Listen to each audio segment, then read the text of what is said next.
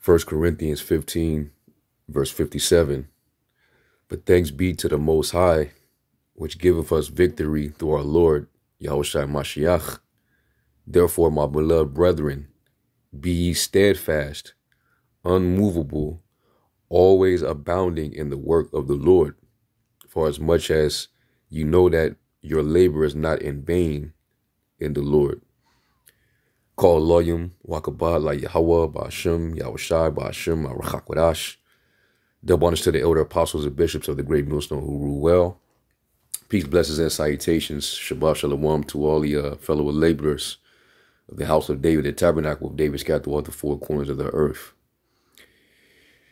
Do this work, participate in this ministry, this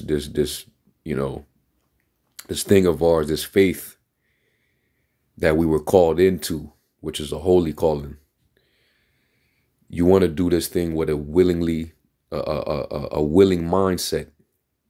All right. You want to do this thing with enthusiasm, eagerness. You don't want to do this thing unwillingly. You don't want to treat this as if, this is just some chore that you're doing. You're doing it, but your heart is not really there. The Lord is not going to accept that sacrifice. All right. We got to be steadfast, unmovable, and always abounding in the work. All right. Now, real quick, I'm going to read it in the NLT. It says, so my dear brothers and sisters, be strong and immovable. Always work enthusiastically for the Lord. For you know that nothing you do for the Lord is ever useless. Okay? Because the Lord is not forgetful to acknowledge your labor of love. All right, the diligence that you show. The Lord, if you are being unwillingly, if your heart is not really there, if you're doing this thing grudgingly, then guess what? The Lord's going to have the same attitude towards you.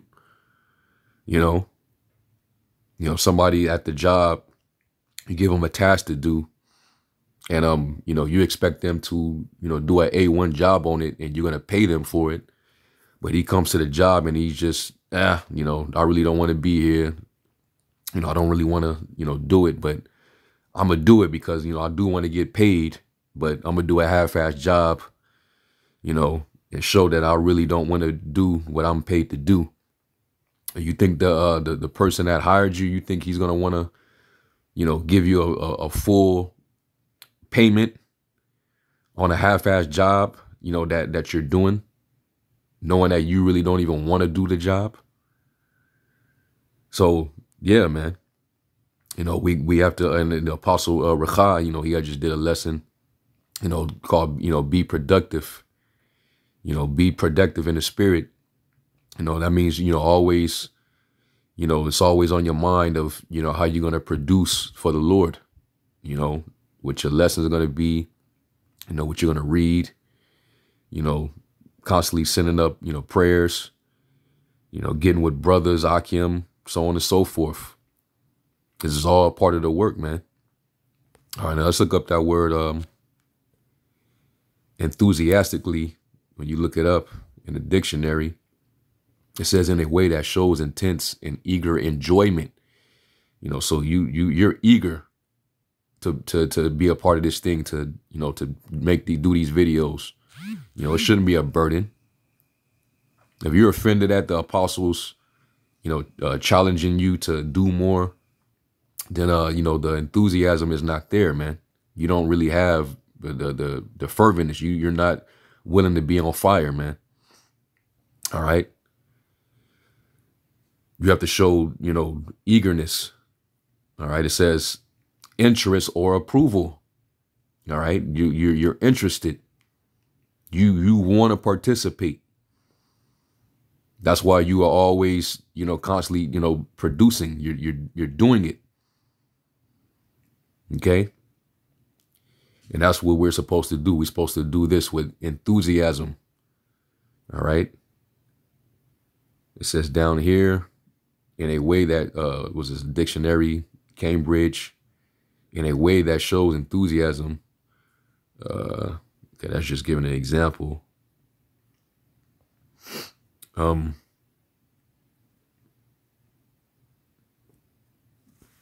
Let's go real quick. Let's go to the etymon.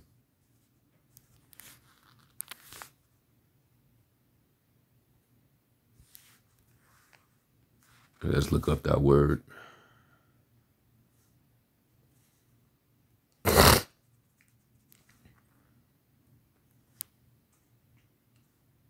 And it says, from French, enthusiasme, and directly from late Latin, enthusiasmus, from Greek, enthusiasmos, divine inspiration, enthusiasm.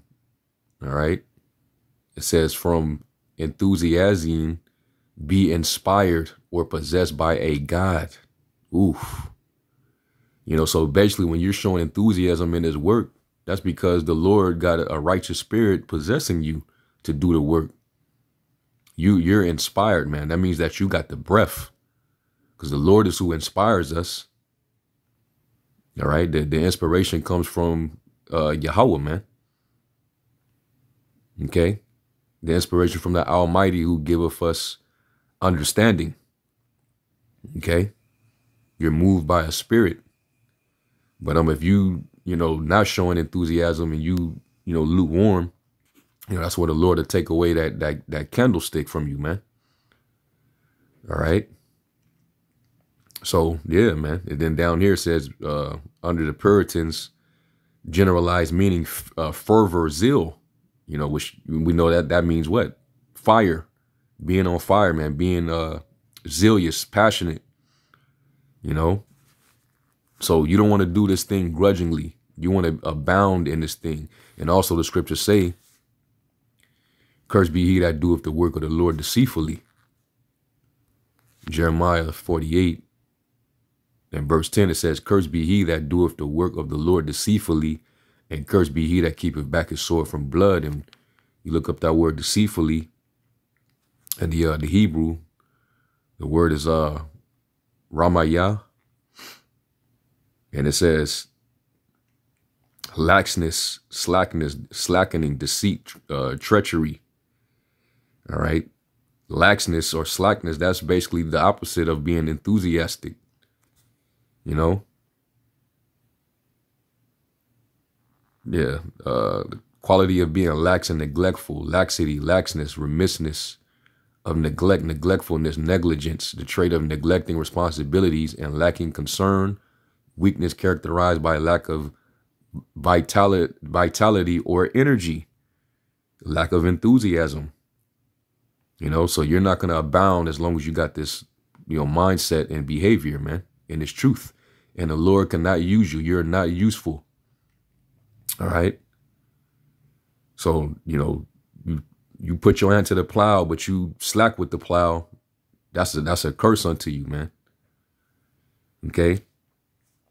So reading it again, let's go back to 1 Corinthians 15 and 58.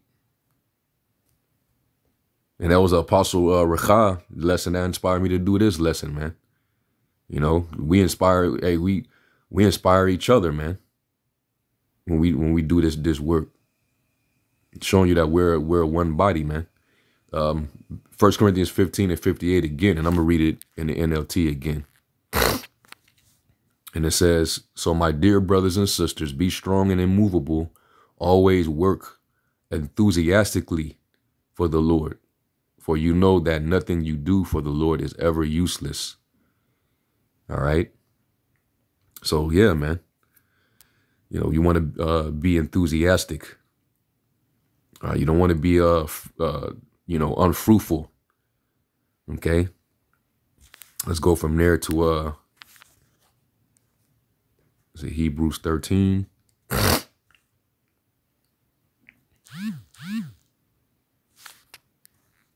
Let me go to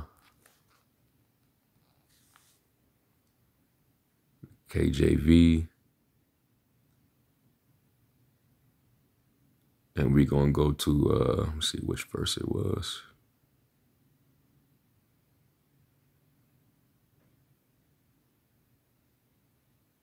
Yeah, Hebrews 13 and 21. And it says, make you perfect in every good work to do his will, working in you that which is well pleasing in his sight.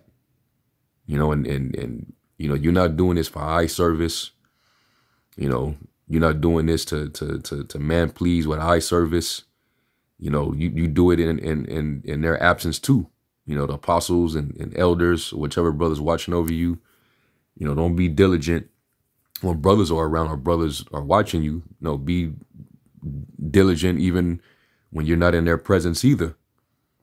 Because, you know, we're trying to please Yahweh Bashem Yahushai. It says, through Hamashiach Yahushai, to whom be glory forever and ever. Amen. All right. So, yeah, man. And let's go, let's get another one. I believe it's in 2 Corinthians 9, if I'm not mistaken. 2 Corinthians 9 and, yeah, verse 6, it says, but this I say, he which soweth sparingly shall reap also sparingly. You know, sparingly meaning, you know, you're doing it, you know, begrudgingly. The word is fidomenos, or fidomenos, and it says down here, abstemiously, stingily. Okay.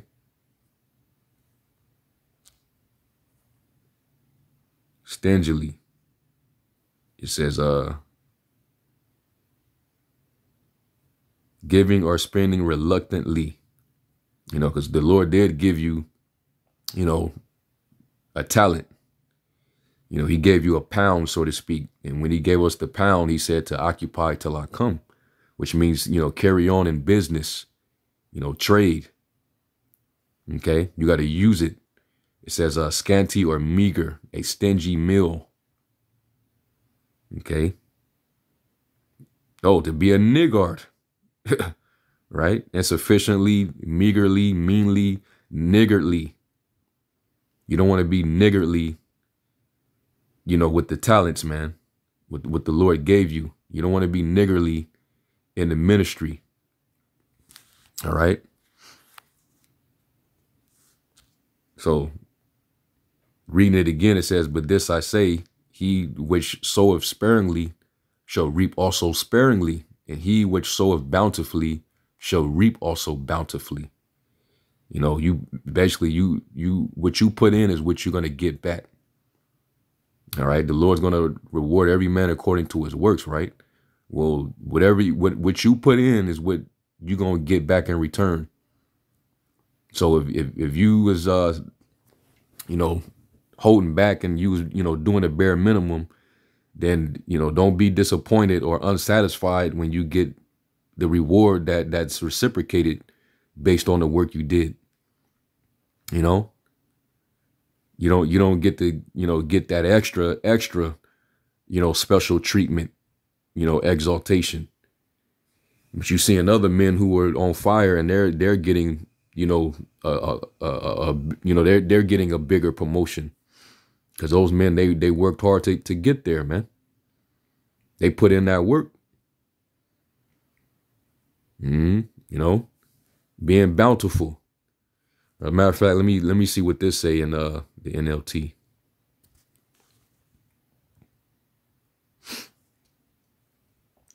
It's NLT. It says, remember this, a farmer who plants only a few seeds will get a small crop, but the one who plants generously will get a generous crop. Yep. It says, verse 7, it says, every man according as he purposeth in his heart, so let him give, not grudgingly or of necessity, for the Most High loveth a cheerful giver. You know, we have to be the same way, you know, towards this work, you know,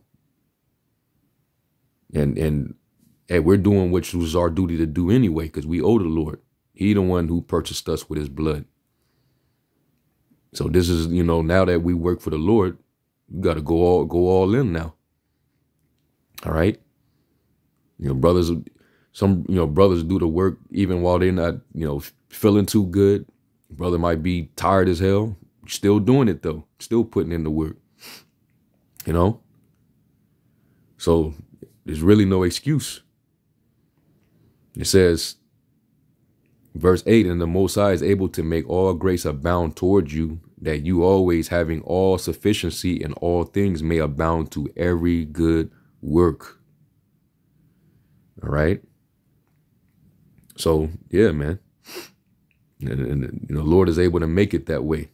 And, if you lacking in anything, you lacking in wisdom, ask the Most High, not wavering, then he'll answer you.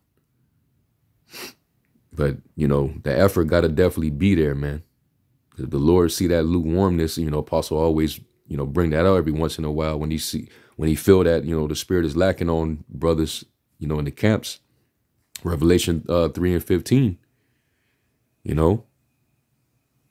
I know thy works, man, that thou neither hot or cold, The Lord, whether you be either hot or cold, but if you lukewarm, he will spew you out of his mouth. You're not useful. And, being productive, even though going out street speaking, that's, the main part, but there's other things to it too. Doing your videos, that's part of it too. But also, how you, dealing with the brotherhood, brothers in jams, you helping brothers out, being charitable, showing compassion on brothers, man, judging matters, those are different parts, man. Giving a brother a lift if he ain't got, his vehicle, making sure that brother can make it, to the camp. Just like you would pick up a coworker if he ain't got a way to the job, or, the buses run late and he don't like being late. If you don't live too far, you know that this coworker, he ain't a bullshit artist. He wants to make it every day to work. So you go and give that man a lift so he can get to work and earn his daily bread. Well, we ought to be the same way with each other in this truth. All right. So anyway, I just want to make that point, and hopefully this was edifying. I'm going to give all praise, glory, and honor to Yahweh Shem Yahushai. And then to the next lesson, Shalom.